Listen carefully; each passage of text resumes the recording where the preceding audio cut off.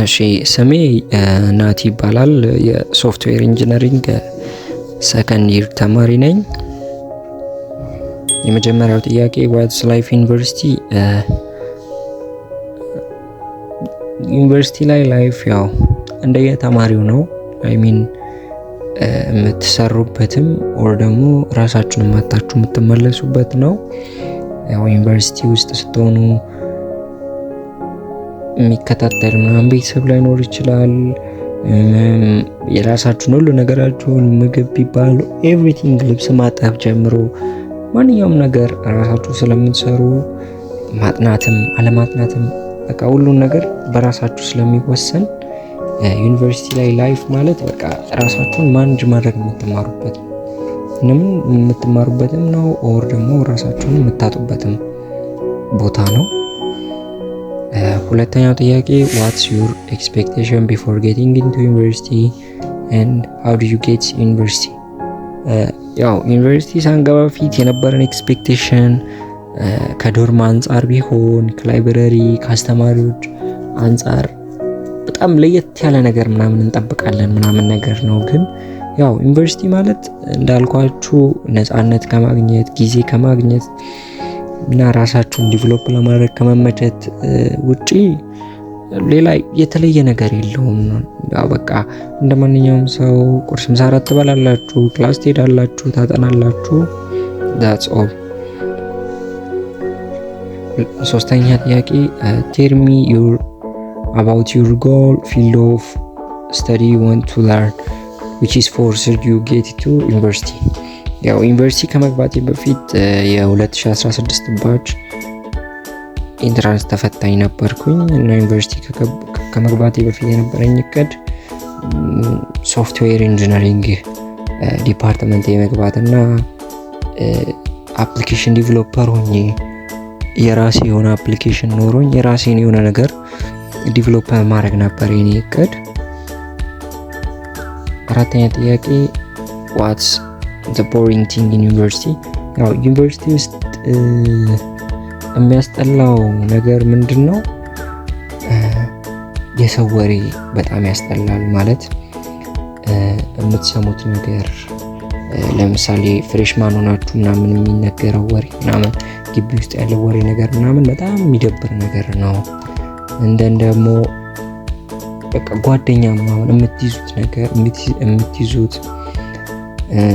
የምትይዙት ጓደኛ ምናምን ህይወታችሁ ላይ ብዙ ሳክሪፋይ እንድታረጉ ሊያደርጋችሁ ይችላል። ሌላው ነገር ደግሞ ያው የቤተሰብ ናፍቆት ነው። ማለት ከቤተሰብ ራቅ ብላችሁ ከሄዳችሁ እንደ በፊቱ ወደ ቤተሰብ ጋር መሄድ የለም። ራሳችሁን በራሳችሁ ነው ማኔጅ የምታረጉት። ማንኛውም ነገር በቃ ከራሳችሁ ጋር የተያያዘ በቃ ራሳችሁን ችላችሁ የወጣችሁበት ቦታ ስለሆነ ኤቭሪቲንግ ዲሳይድ የሚደረገው በራሳችሁ ነው። ዋትስ ዩር ዲፓርትመንት? ያው ዲፓርትመንቴ ቀድሜ እንደተናገርኩት ሶፍትዌር ኢንጂነሪንግ ዲፓርትመንት ነው። how did you get into the department by your interest or by other force?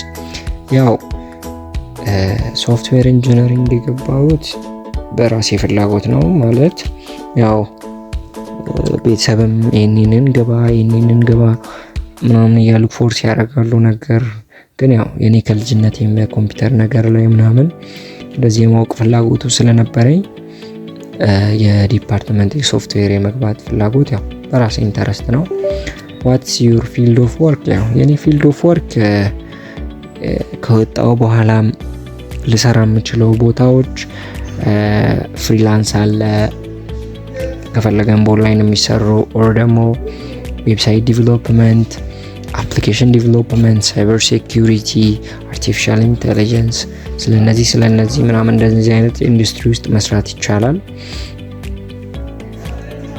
ስምንተኛ ጥያቄ ዋት ዩር አድቫይስ ቱ አዘር ኦር ፎር ዚስ የር ፍሬሽማን ስቱደንት?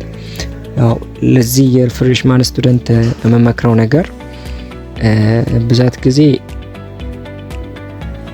ማናየው ነገር ምንድነው? የመጀመሪያ ዓመት ፍሬሽማን ሆነን ዩኒቨርሲቲ ስንገባ የምንሸወዳቸው ነገሮች አሉ። እንደገባን በቃ አዲስ ስለሆነ ነፃነቱም አለ ጓደኞች የምናገኛቸው ከተለያዩ አካባቢ የመጡ ልጆች ሊሆኑ ይችላሉ። የምንመደብበት ዶርም የምናገኛቸው ሰዎች፣ እነዛ ሰዎች ደግሞ እኛን አፌክት ያደርጉናል። ምን ማለት ነው? በቃ ወደ ጥናታችን እንዳንሄድ የምንፈልገውን ነገር እንዳናገኝ አፌክት ሊያደርጉን ይችላሉ።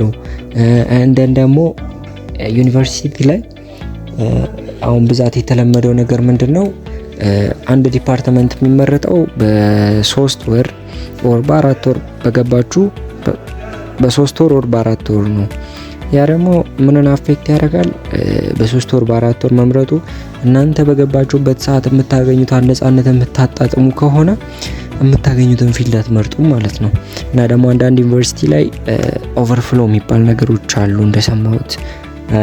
ማለት ኦቨርፍሎ ማለት አንድን ዲፓርትመንት መርጣችሁ እዛ ዲፓርትመንት ካላገኛችሁ ቀጥሎ የሚደርሳችሁ ዲፓርትመንት ሁሉም ተማሪ መርጦት የቀረው ዲፓርትመንት ነው።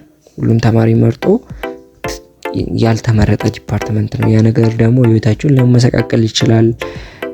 ለምሳሌ አንድ ሰው ሜዲሲን ፈለገ እንበልና ሜዲሲን መርጦ ሜዲሲን ካላጣው ሁለተኛ ሶፍትዌር ምናምን ቢል የለም በቃ አንድ ነው ምርጫው በብዛት ዩኒቨርሲቲዎች ላይ ያለው።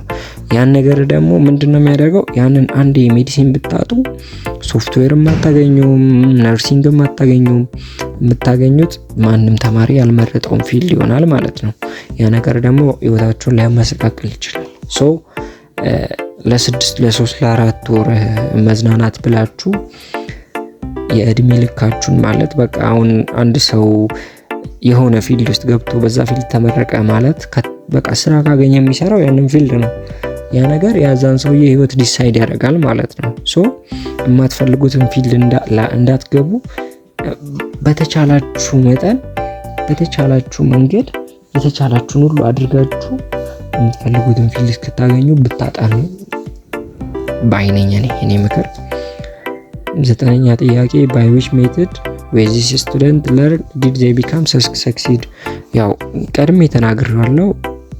ስኬታማ ለመሆን ዩኒቨርሲቲ ውስጥ ያው እንደ ሞኝ መሆን ነው ማለት አንዳንድ የብልጠት የምትባል ነገር ትይዘናለች ነገር ነው። እና የዶርም ጓደኞች ምናምን እንደዚህ የማያጠኑ ከሆኑ እኛን እንደ ፋራ ላይሆን ይችላሉ ምናምን that's okay። እኛ የምንፈልገው ነገር እስክናገኝ ድረስ ያን ነገር ላይ ነው እንጂ ግባችን አድርገን ለምሳሌ 3 ወር አንድ ተማሪ ህዳር ላይ ገባ።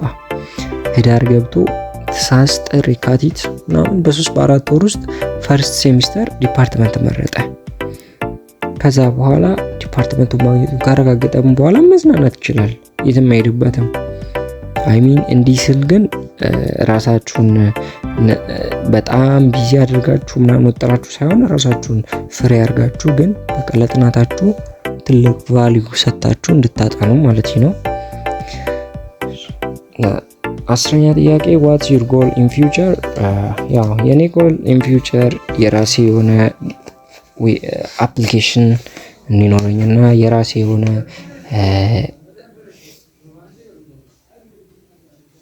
ካምፓኒ እንዲኖረኝ ነው። የራሴ የሆነ ካምፓኒ ኖሮኝ በቴክኖሎጂው ለኢትዮጵያ ለሀገራችንም ሆነ ላለንበት ለአፍሪካም የኔ የተሻለ የሆነ አሻራ ለመጣል ነው የኔ ጎል in the future። what do you think about የመጨረሻው ጥያቄ what do you think about our country in the future 10 years ይላል። ያው in the future 10 years ስለኛ ካንትሪ የማስበው ያው ነገሮች እንደምታዩት ፋይዳ የሚባለውም መታወቂያ መጥቷል። ብዛት ሰው አይታችሁ ከሆነ ገንዘብ እንኳን በእጅ ድሮ ላይ 50-60 ሺህ ብር ሰው በኪሱ በእጁ በቦርሳ ይዞ የሚሄደው ሁሉ እየተወ ነው። ሶ ኤቭሪቲንግ ወደ ዲጂታል ነገር ይለወጣል ብዬ አስባለሁ። የምትጠይቁኝ ነገር ካለ ኮመንት ላይ ጻፉ። አመሰግናለሁ። ይመቻችሁ።